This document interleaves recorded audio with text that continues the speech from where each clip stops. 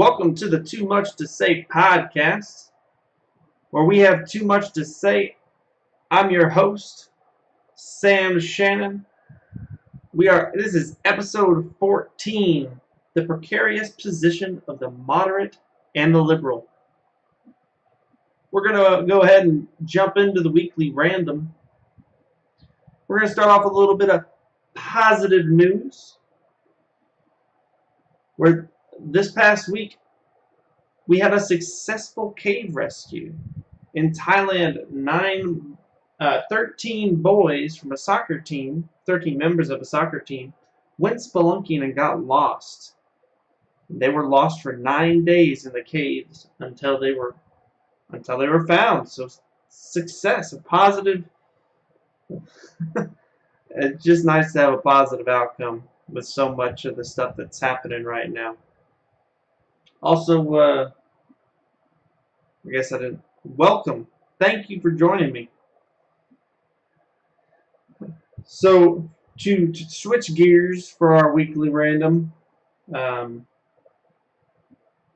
this news actually comes out today, where President Trump has announced, or there are reports per CNN and The Hill and others, that President Trump plans to have a one-on-one meeting with President Putin. Now, this isn't that irregular for President Trump. He's had similar one-on-one meetings with Kim Jong-un and with Putin. And by one-on-one, this means basically President Trump, President Putin, and translators. So no official staff, no note takers, no official transcripts. Basically exactly what you'd want if you were going to go talk to your boss. I mean, I'm not saying this is evidence of collusion or anything like that. It's just that if you were trying to seem innocent, you would think you would not do something like this. Why would you want to put yourself in a position where some things can happen, things can be said, and you can't prove otherwise? The only reason you would want to do that is if you were wanting to say things that you don't want anyone to hear said. I'm not really... He says the reason he likes to do it is he likes to get, basically, to feel people out. I get that. I mean, this is also one of the reasons businessmen don't make great politicians. The government's not a business. Yeah, it's an interesting. It's one of those things that really has fascinated me, to be honest, with the way all the scrutiny that Trump has come under for his dealings with Russia, and then his utter disregard for them, and his ability to, just continually seem guilty. Just do things that seem completely shady, and say things that are shady, and, all these things. He just completely disregards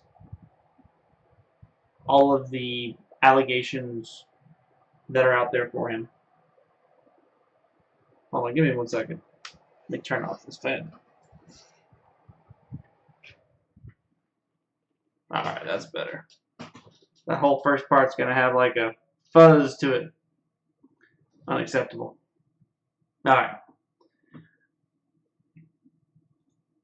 Alright, moving number 3. Our third topic was coming out of The Guardian. The European Council President, Donald Tusk, warns to prepare for worst-case scenarios as relations with the U.S. rapidly deteriorate. Senior EU officials are anticipating a new American doctrine in which there are no friends, only enemies. This has got to be... This is another one of those things where you're like, why as Americans would we want this? Why would we want to seem unfriendly to our allies. Why are we not? Why are we not wanting to foster the best relations we can with Germany, England, France, Italy, all these, Portugal? I mean, you name it. Any of these European countries that have been our allies and been our friends and who we've supported. I mean, historically, but also recently. I mean, we supported them in the, obviously in the world wars, but we also support them just in trade and in general. We share and foster a lot of the same beliefs in democracy, diplomacy, human rights. Why would you want to push them away? Why would that be good for America? That only seems like it'd be good for China, Russia, North Korea. I mean, any of our enemies. It only seems good for our enemies. So why would we do that? Why would the President of the United States push our allies away through trade tariffs and horrible diplomacy? Again, if you're innocent, why not seem more innocent? I mean, are you just that bad? I don't know. I don't have an answer. It's actually mind-boggling. But all right, let's move on to the Reddit shower thought of the week. This one comes from user NH_2. If we allowed people to adopt tigers as pets, we'd probably save the tiger population while getting our own population under control at the same time. Now, I'm not advocating for us adopting tigers as pets. It's just a funny thought. Because humans are not as smart as we seem sometimes. Yeah. So, all right, man. Those were quick. Let's go ahead and this week's topic. This week's main event is the precarious position of the moderate and liberal. It is only July. Midterms are in November. But the world and the United States seem to be on another decision point. It's not that we haven't had these in the past or we won't have more of them in the future. But we are on another decision point on where we're going to take the world, essentially. And moderates and liberals are kind of, in today's politics, been marginalized or allowed ourselves to be marginalized. And I want to talk a little bit about why that is. How we can basically the opposition to liberals and moderates. How we're part of the problem, why it's necessary for us to overcome this, and then how we can do that. It would be kind of a fusion of all those at the same time, I think. But the first thing I want to talk about is kind of the opposition to liberals and moderates. I mean, quite frankly, moderates in America are actually pretty right-wing relative to moderates. Relative to moderates in European countries and the like, because America has swung pretty far right wing, especially with our last presidential election and kind of the liberties that have been taken by the Republican Party since then. So first, the opposition, I guess to call it that would be that far right. And I wanted to break them up into kind of three pieces and how talk a little bit about where they're coming from and also kind of how they fuel the fanaticism that they've been able to engender. I mean, if it wasn't so sad, it'd be fucking amazing. The fact that the far right got a celebrity TV host elected. I mean, the thing about politics is at the end of the day, that's not funny. It's sad and it hurts America to have someone 100% unqualified as president, but at the same time, it's kind of astonishing, and you begrudgingly tip your hat to it because they've been able to get someone singularly focused, but also kind of easily manipulated. And I think they've done a good job at manipulating him, even if he thinks that he's not. That's the best way to manipulate somebody is they think they're not really being manipulated. Anyway, so the first piece of that opposition, I think, is kind of a cult of emotion. The far right, and I mean, and you can argue that the liberal, everyone is guilty of this to some degree, but right now, it's the right wing that is, guilty of it the most. This cult of emotion, they fostered an us versus them. This us versus them, and they've used this to engender one of the most powerful emotions that there is, and that's fear. The us versus them is multifaceted. It's not simply, Republicans versus Democrats. It's PC versus not PC. It's immigrants versus America. It's socialism versus capitalism. It's kind of quote unquote freedom of speech, meaning like bigotry, that PC culture where, oh, well, by us saying that you should treat people better through using your speech, by someone actually saying that to them, that is inhibiting their freedom of speech, which is clearly asinine. I mean, being decent to other people, is not a bad thing. It should never be phrased as a bad thing. I mean, I get it. I understand that, I just saw an article where people were mad at Scarlett Johansson because she is going to be playing a transgender man in a movie. But I mean, I guess I don't know how to feel about this. This is where I'm going with that. I don't really know how to feel about it, but I don't feel like this is something, I mean, hyperbole is the best way to get your point across on Twitter. It's the best way to get noticed. It's the best way to do anything.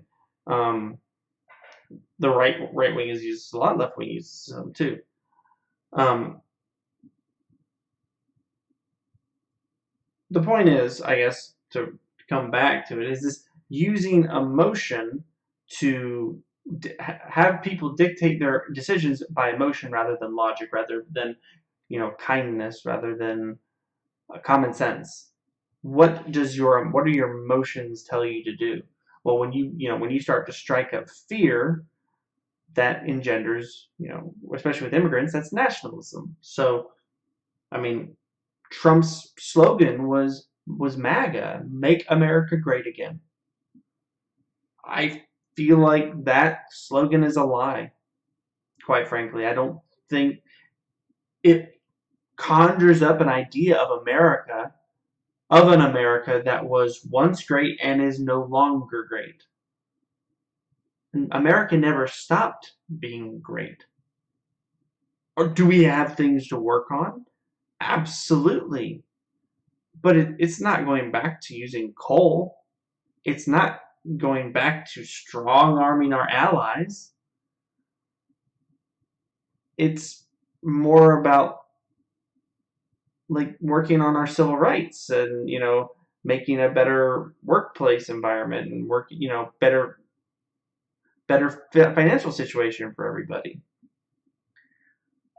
and maybe getting rid of private prisons and legalizing marijuana so that not everybody's in prison anymore. I mean, there's a lot of things we can do to make America greater, but he used MAGA to conjure up this idea of an ideal past America, the 1950s. There was nothing to fear. You didn't have to fear the brown-skinned immigrant. That is, that's. I mean, he constantly talked about Mexico and how Mexico was not sending, their best. They're sending their criminals and rapists. That's the criminals and rapists is a direct quote from him to conjure up fear. If we allow immigration, Mexico will send their criminals and their rapists over to America. That's fear mongering. That, like I said, that is playing to your emotions to try to make you scared of a threat that actually isn't there. Another one is capitalism. Now this is not to say that capitalism is inherently bad. I don't believe that it is. Capitalism is, I mean, it's kind of a law of nature. It's survival of the fittest. But it's also unbridled is not healthy. And to be honest, we do not have unbridled capitalism as it stands. We have capitalism mixed with democratic socialism. Not socialism in and of itself. Socialism in and of itself is, the definition of socialism is the state owning the means of production. That's not what anybody wants. When people try to, make Democrats come out, oh, they're socialist. No, Bernie Sanders isn't even a socialist. He's a democratic socialist. There are pieces that he wants to, the democratic socialists want to provide, the, basic necessities. But capitalism is how America got to where we are today. Our ability to grow and expand and the idea that the harder you work, the more you can succeed. But when you take it to the extreme where you say, oh, well, democratic socialism is bad. All entitlements are bad. Well, now you're creating a system that's more like a lottery. I mean, it's a, punch your ticket in the lottery so that you can get rich. I hear so many, poor people and people of lower means that say, well, I want the rich people to keep their money because that's what I would want if I was rich. Well, friend, you're not rich. Getting rich is still difficult in this country, and I'm not saying getting rich doesn't need to be difficult. It is, but a lot of it is also not founded on your own work. Some of it depends on who you are, where you come from. Some people, are self-made people. They make their own businesses. They grow they go from nothing to something. But a lot of people, they get their business from mommy or daddy, and don't get me wrong, and some of them, they do a great job stewarding that business and growing that business, and they make something more of it. But at the same time, that person did not. If you get inherited $1 million from your father, like Trump, or a business from your father or your mother, then you did not have the same opportunity that another person had. That's not to say that person would have taken advantage of the opportunity that you did, but that's still not the same opportunity. And I don't think working towards people having opportunities is a bad thing. And that's what pure capitalism speaks to. It tries to frame it as a bad thing. Trying to stomp out inequality is a bad thing, and that's ridiculous. All right, the next piece of the cult of emotion is bigotry, quite frankly. The Republican Party, because bigotry in and of itself is largely emotional. I mean, the whole point of prejudice is you are judging people by a single or even a couple of different characteristics that really have no bearing on who they are, because out of your own ignorance, but out of emotion, out of fear, they look different from you. They talk different from you. But the biggest thing with the Republican Party is they have refused, in many instances, to disassociate themselves from bigotry. A couple of great instances of this, examples of this, was Trump when he was during his election, when David Duke came out and supported him, a former leader of the KKK. It was very, I don't know. I think he eventually came out, but there was a long gap between it happening and him denouncing it. White supremacy, let's just get this clear. White supremacy in any of its iterations is bad, is evil, is a terrible thing. So is black supremacy. So is Asian supremacy. So is any supremacy. No color of your color of skin does not matter. It is not important. And to not, as a candidate for the president of the United States, you can't immediately come out in full force and denounce this. This will, so bigotry. We'll come back to that one in a second. Another one is single issue voters. Some of these, a lot of this comes back down to the religious voters. So people who are strictly anti-abortion.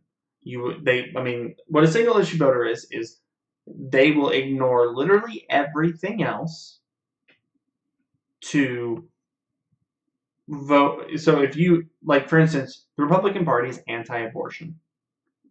So if you're a single issue voter on abortion, then you will vote for the Republican Party regardless of anything else that they espouse. They can come out as racist. They can come out as, we're going to burn the White House down and rebuild it in gold. And you'd be like, well, I don't think that's a great idea, but I don't really care because they're, they support abortion, or they're anti-abortion, and I'm anti-abortion. That's an issue. That's an issue.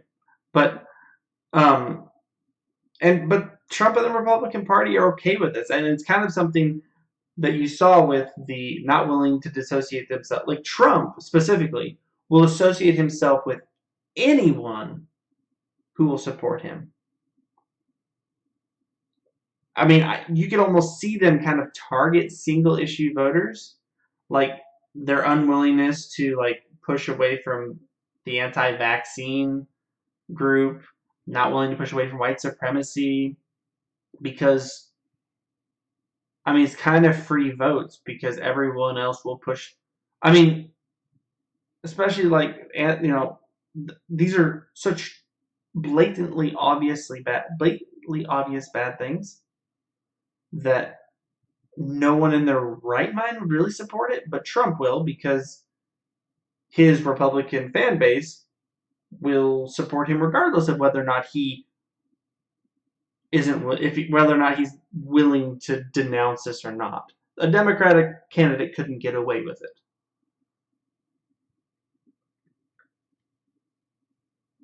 All right, so that's the cult. So that's cult of emotion.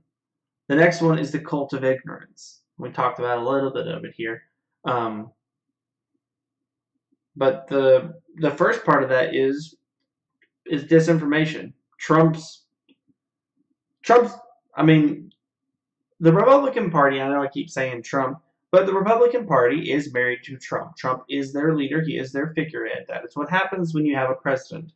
The party takes on the identity of that president. That was one of the reasons when he was being nominated, there were so many rumblings about whether or not the Republican Party would actually allow him to be nominated. But what it came down to, in my opinion at least, is that they were not willing to lose the election, because they would have lost the election if they had not stuck with Trump.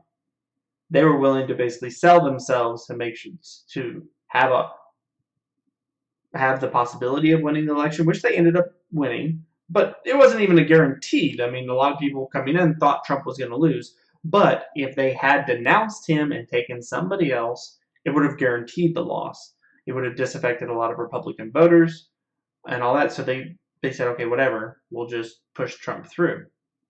So, back to the main point. Trump started his political career through disinformation. One of his first kind of dips into the political pool was the birther controversy surrounding Obama.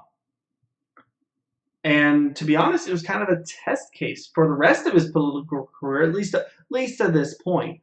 And that is, if I lie hard enough about something with zero evidence, will people believe me? And the answer turned out to be yes. I mean, kind of part of it was people wanted, the Republicans wanted to believe this negative thing about Obama, that his birth certificate was fake or whatever. There's zero evidence. That was so amazing about the whole thing, is there was zero evidence for it. And yet, somehow it gained traction and plagued Obama enough that he finally revealed his birth certificate, revealing he was born in Hawaii. Surprise, surprise. But it lingered so long. The lie lingered so long that it kind of created Trump. And he realized the power of lying, which is another great point. So a lot of myself included, a lot of political pundits and others, especially in the Democratic Party or liberals or moderates, criticized Trump and Republicans for fake news, disinformation, and Trump himself criticizes the Democrats at this all the time, or used to. Fake news has kind of fallen out as the latest phrase, but just the fact, lying essentially. But what was really interesting is I went to politifact.com, where they rate the assertions and oh, here it is. Sorry. Get rid of all these. I'll bring these up.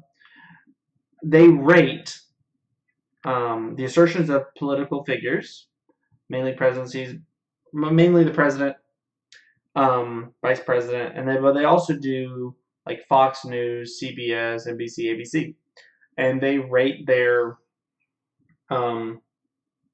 what they say on kind of a scorecard. You have true, mostly true, half true, mostly false, false, pants on fire.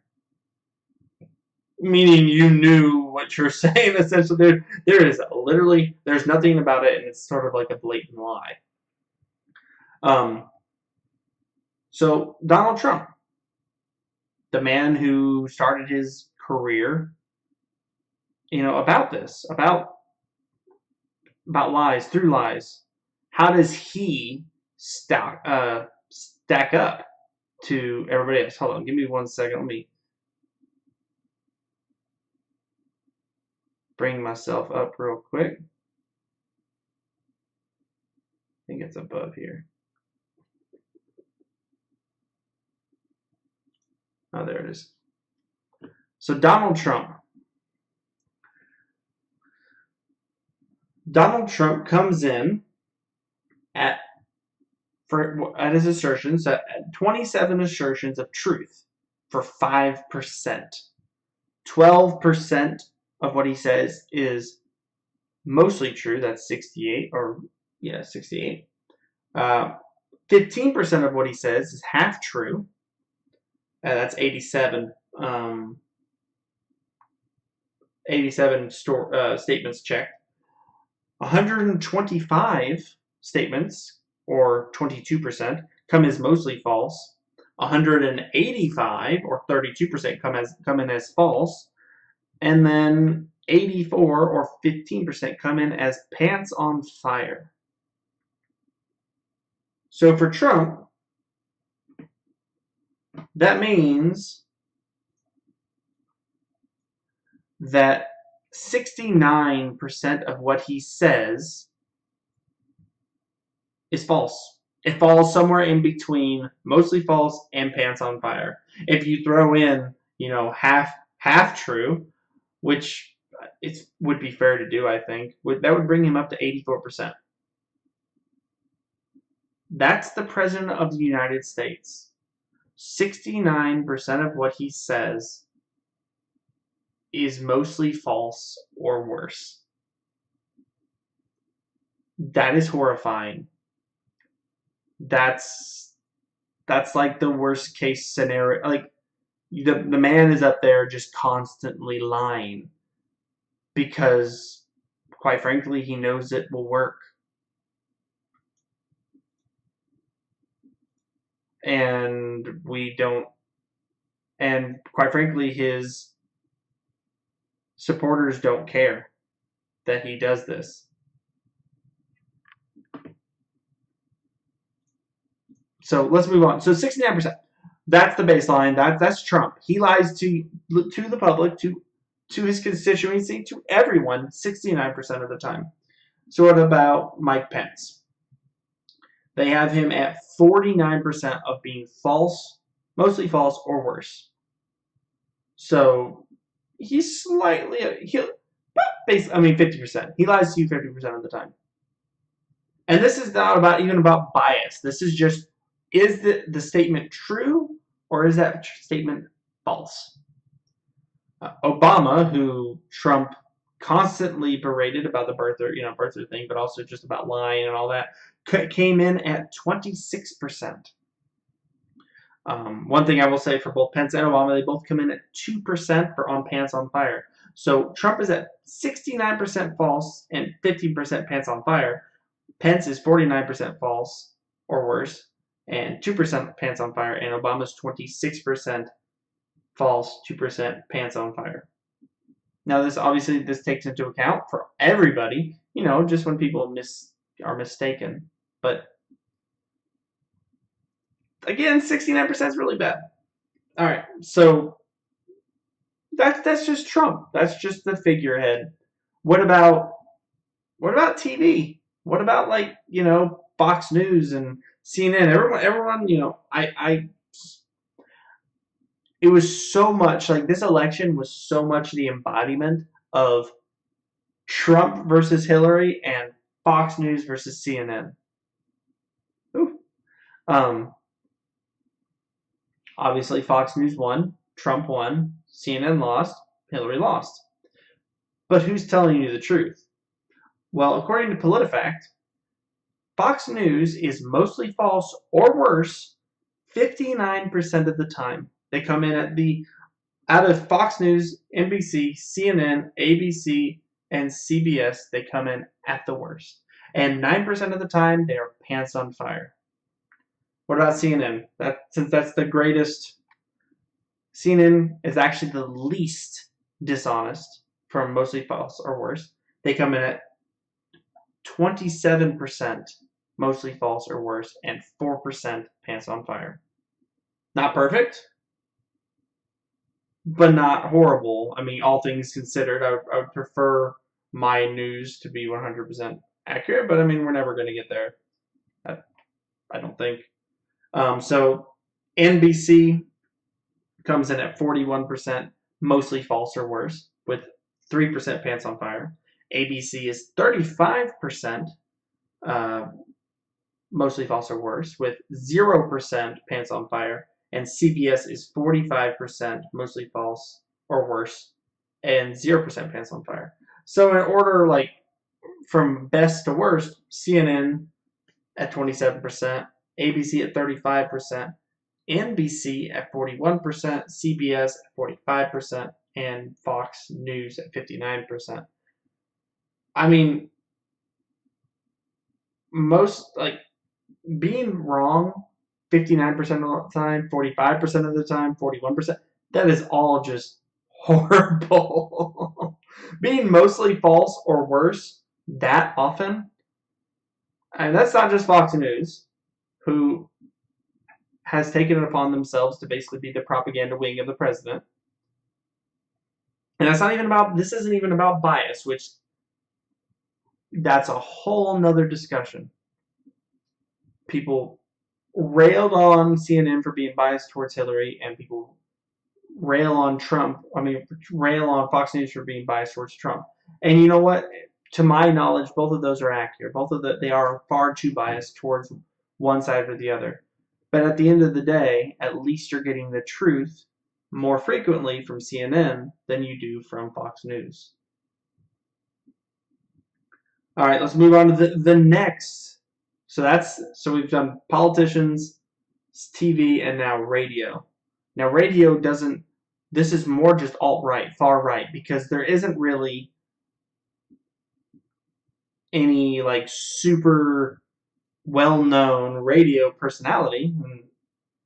I mean, I include, I guess, myself in that. I'm not super well-known, so the three they have on here is Glenn Beck, Rush Limbaugh, and Sean Hannity. Sean Hannity, of course, is on Fox News. So these are just kind of personalities. Well, this is, again, mostly false or worse. Glenn Beck comes in at 58%, mostly false or worse. Sean Hannity, 52%, mostly false or worse. And Rush Limbaugh, 81%, mostly false or worse. None of them are telling you the truth most of the time, according to PolitiFact. They lie to you more often than they tell you the truth, and Rush Limbaugh is basically just lying to your face the entire time. And what's so harmful about this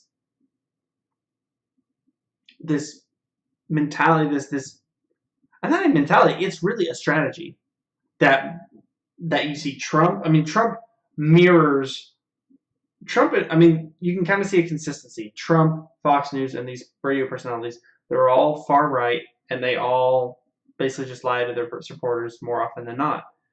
But what's so dangerous about that is it's so hard to fact check it so quickly, and that lies slip through. I experienced this in my own life with my friends and family and people I care about very dearly who have been influenced by Fox News and kind of the radicalization just by listening to I mean, it's essentially propaganda, and they've been sucked in, and it pains me to see their opinions change because of the lies they've heard.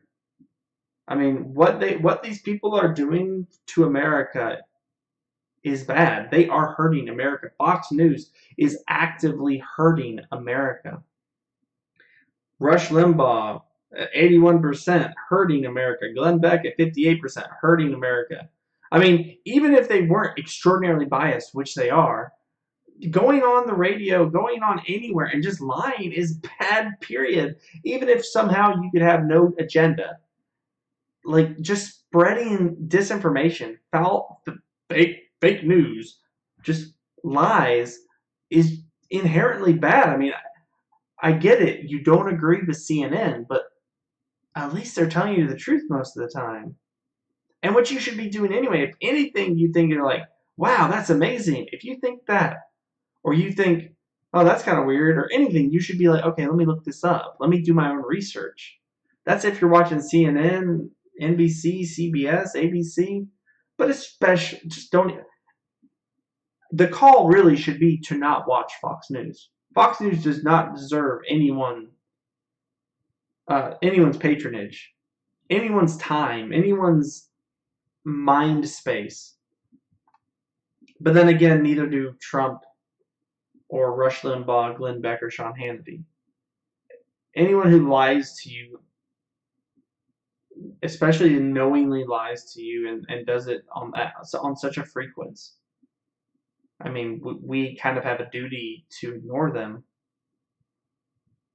And if we can't ignore them, like we can't ignore the president, then we have the duty to expose them. And that's what the great people, the good people at PolitiFact are doing, and others. It's not like the PolitiFact is on its own. All right, this takes us to our third and final cult of kind of what the Republican Party is, and that's the cult of personality. Kind of covered it here with Trump, with Glenn Beck, Rush Limbaugh, and Sean Hannity, and the lot, but they sell the lies through charisma. They sell the lies through flamboyance. All of them.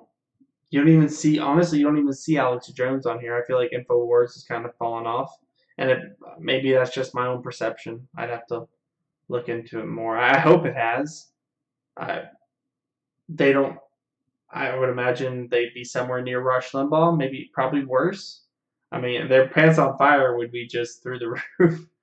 But the danger of a demagogue is kind of what this it come in personality and deception and ignorance and um sorry what was and emotion, they all tie together to form these personalities, and people allow themselves to get sucked in. All right, so that's all the bad news. That's um I guess that's the bad news. That's what the opposition. I mean, I think I've talked a little bit about. I guess just one more thing on. I would say to for Fox News. I mean, it's not an unstoppable juggernaut. I remember when Fox News was much smaller. It wasn't that long ago, and it can be small again. It, but it has to be done the right way. I mean, it needs to be smaller because people recognize they're being lied to. I mean,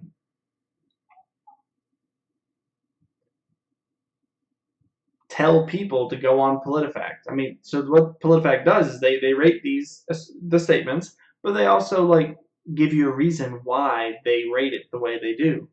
I mean, so often we want to, and I know I'm guilty of this. So often I want to paint Trump supporters as ignorant and, well, I mean, not just ignorant, but just as simple-minded, I guess.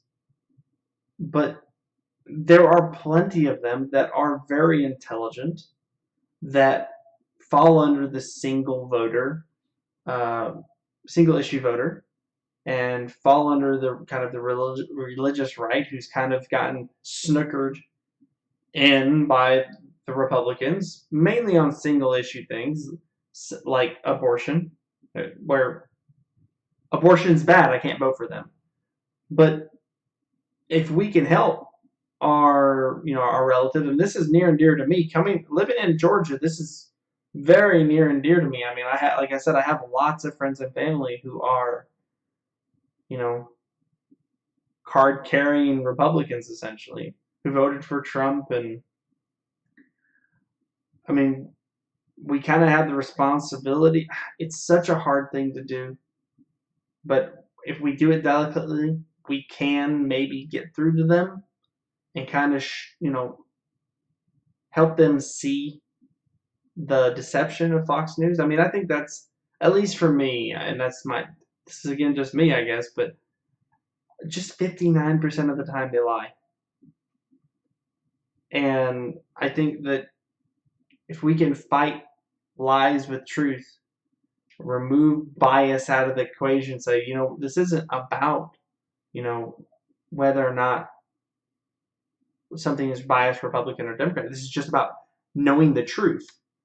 If we can, the truth is binary. It's either something is either true or false, right? I mean, in this case, so it's not opinion based. Is what I'm trying to say. It's like whether or not there's so many issues that are so much more gray, but the truth is not. And so if we can say, listen, regardless of how you feel about CNN, or even maybe even just suggest ABC, because ABC is less vile in the Republicans' eyes. So ABC, you know, you're getting lied to. Feel like if you look at PolitiFact, Fox News lies to you 59% of the time. ABC's at 35. Maybe switch to ABC. And if you can get them onto ABC, maybe you can get them over to CNN where it's 27%. I mean, a lot of people won't get their news anywhere else but the TV, so if we can get them switched over to ABC, maybe we can get them over to CNN. We just need more truth in America. We need less lies. We need more people informed. I mean, like I said, this doesn't even talk about bias. I mean, the coverage that Fox News shares, I mean, I was trying to, in a way, I was trying to figure out how to do an entire episode just about Fox News, how to counter it. But I just found that I think it's too, kind of the answer is too simple. It's not easy, but it's too simple. And it really is just with truth. That's how you fight lies. And I know it's not easy, and that lies stick, especially the juicy one. They very easy just to, they linger, like the whole birther controversy. I bet if you ask people on the street today, there's still find people who are like, oh yeah, Obama, he didn't, he was born outside the United States. That's what I heard, even though it's been proven false. That's what happens if a lie gets propagated. It's very hard to stomp out. But we can do it, and maybe we can get some people, bring people over. I mean, the biggest lie that people need to have eradicated from them is that Fox News is news. Fox News is helping them. They're actively trying to play on their emotions, if nothing more than just to get them to keep watching Fox News. All right. So that's the opposition. But honestly, the second part of the opposition is ourselves. Now, this was very evident when it came time for the election last, or I guess 2016, November of 2016. The biggest opposition, the reason Trump got elected, other than the Electoral College, was due to apathy, expectations of moderates and liberals. Caused a lot of that apathy. People didn't want to vote for Hillary. They weren't excited about Hillary. A lot of people were excited about Barack Obama. Barack Obama had a great turnout and pretty much won in a landslide each time. People were very excited. The first time, I think it was mainly because he was going to be the first black president. But the second time was because America was doing pretty well and he seemed like a pretty good dude. I'm going to be honest, when he first got elected, I found myself on the more conservative side. If I actually did not vote, I was living in Utah at the time. But if I had voted, I would have voted for John McCain. But the second time, I definitely found myself, a lot. It was kind of my transitioning period from conservative to liberal, but I found myself a lot more on. I think I actually did vote for Mitt Romney, but I found myself a lot more on Obama's side, and it being a lot less, oh, well, I really want to get down with Obama. And then towards the end of his presidency, I was like, I think he's just a good dude. Good family man. He's got a great family. This is the thing that actually cracks me up the absolute most about Republicans and especially the Christians portion is that they want to trash Obama, but Obama represents Christian values more than Trump could ever dream to. He's a good man, upright, never cheated on his wife, has a great wife, has a great family, two beautiful girls, loves his family more than anything else, and Republicans hate him. That's just the hypocrisy of that is just fantastic. That again comes back to being a single issue voter, where you are putting abortion above family values.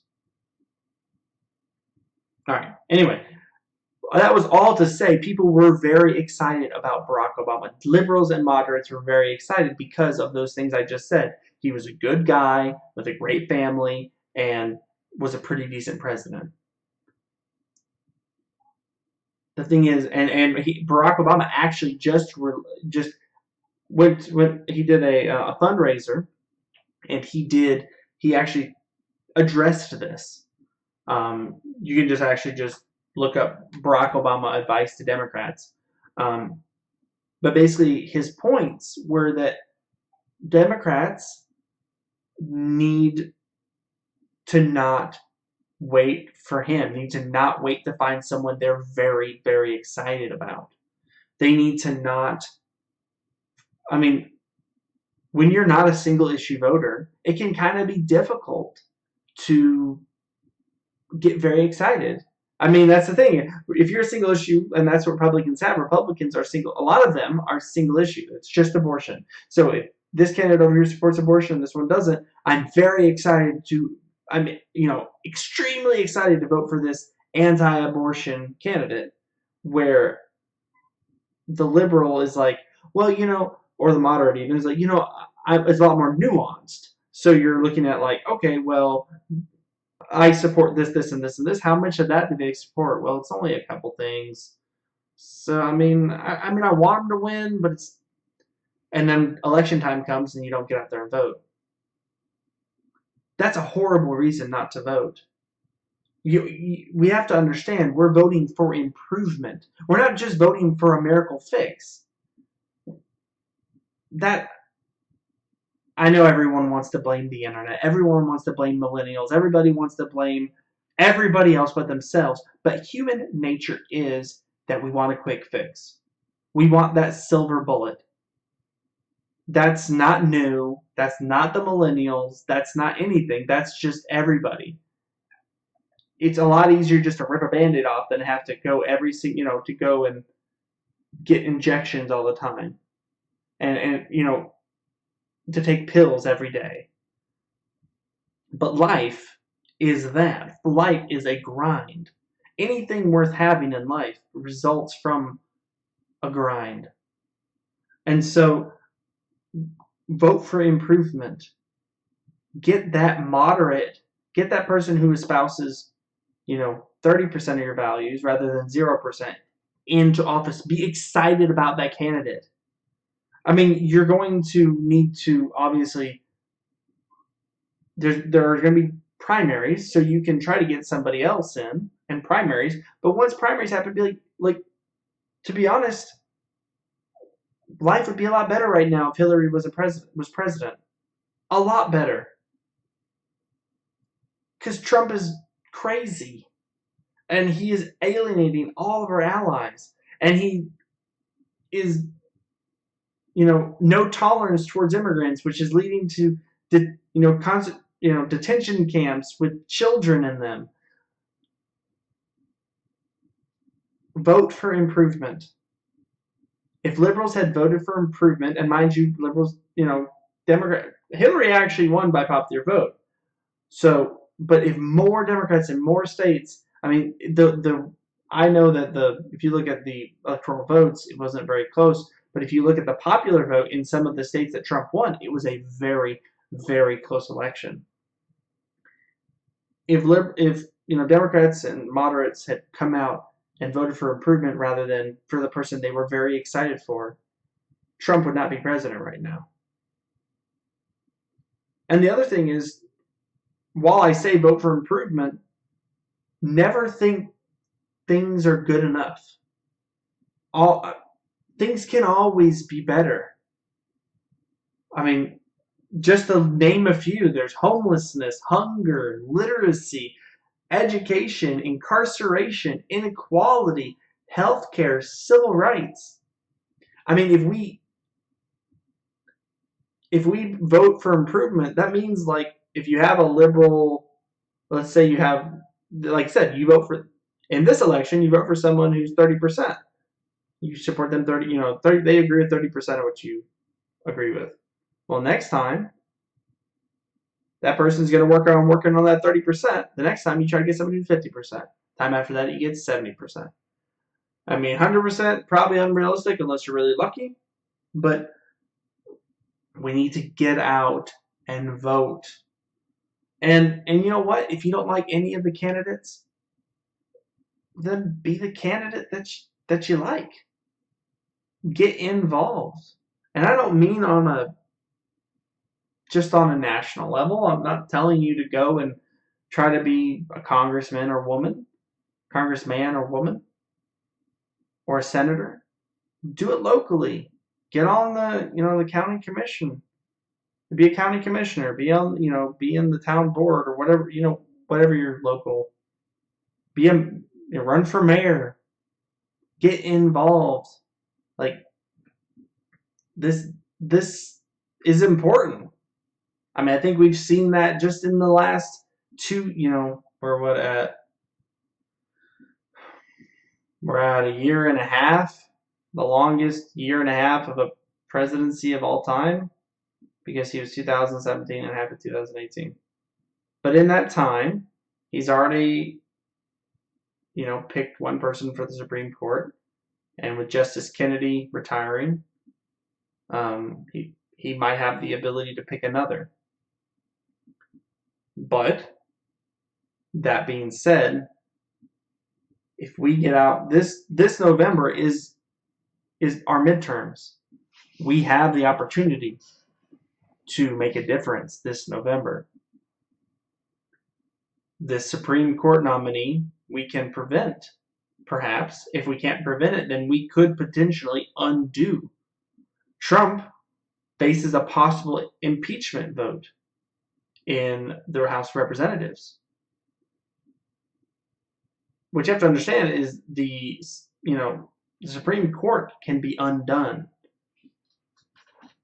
A person under investigation should not be able to pick a Supreme Court justice. I mean, essentially that's tampering with your own potential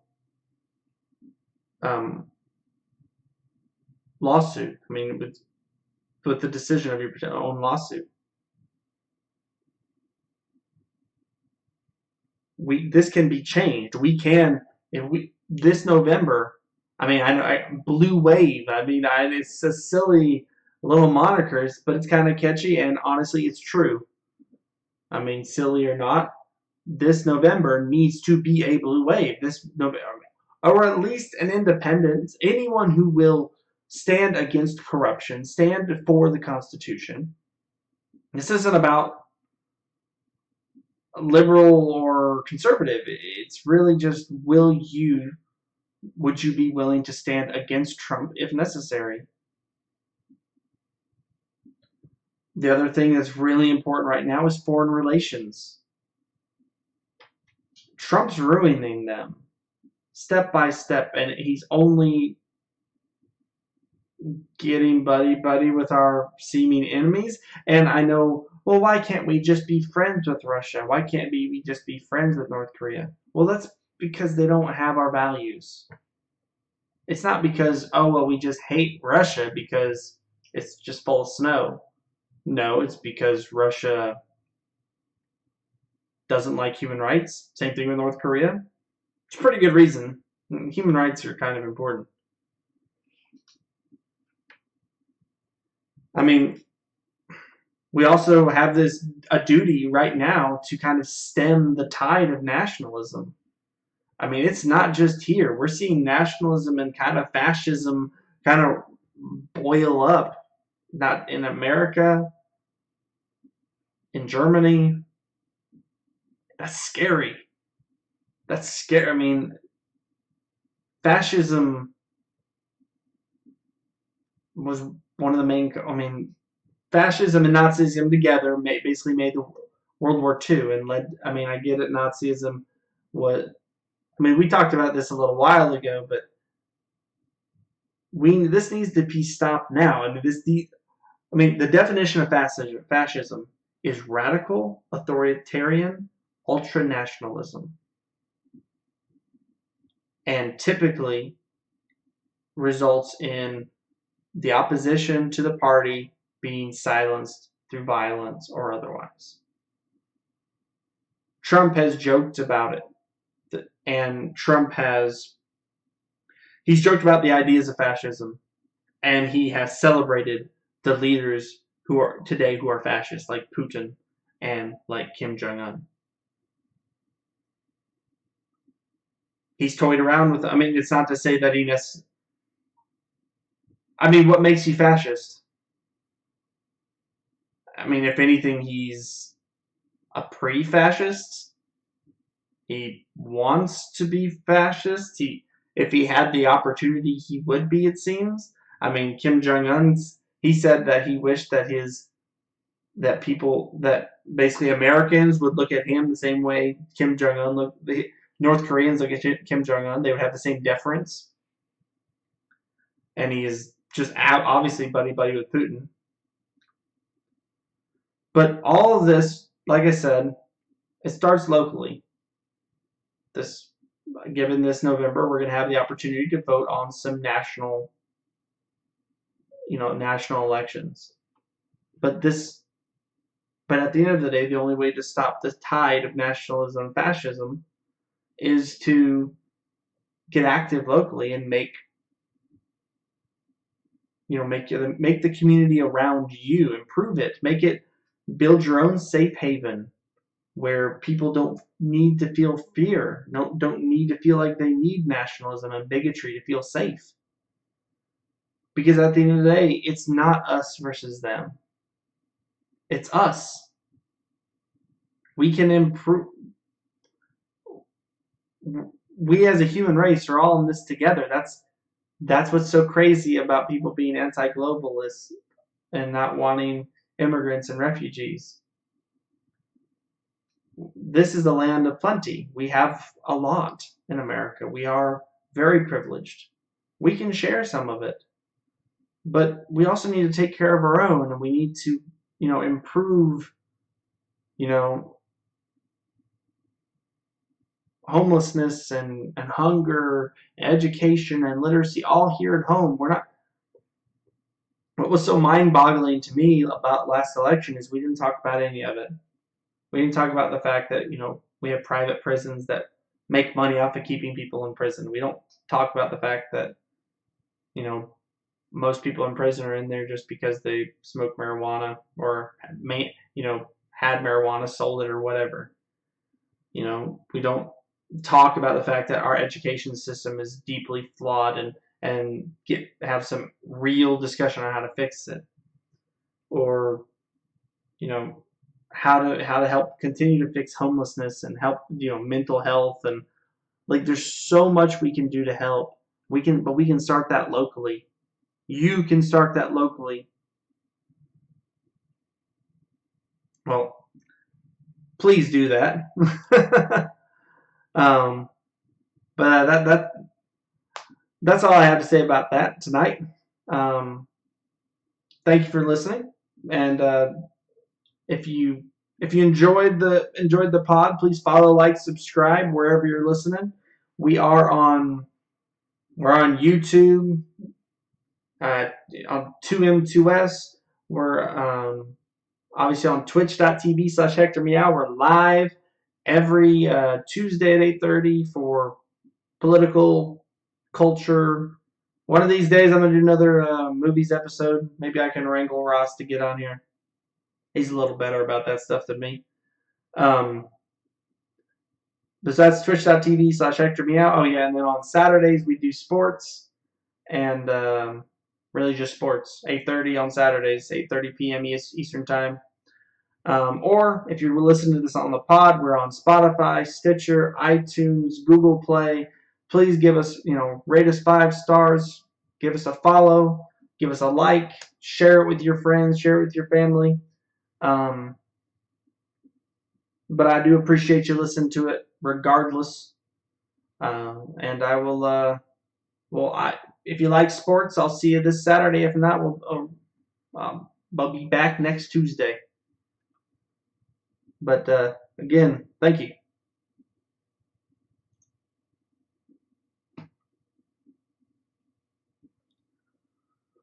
Whew.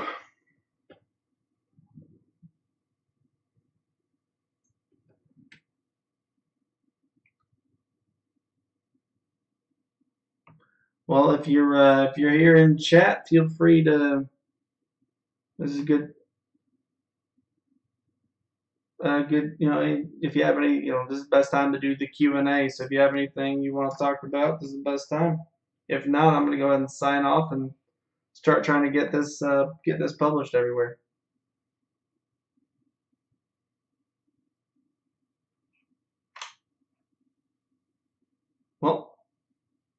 Peace.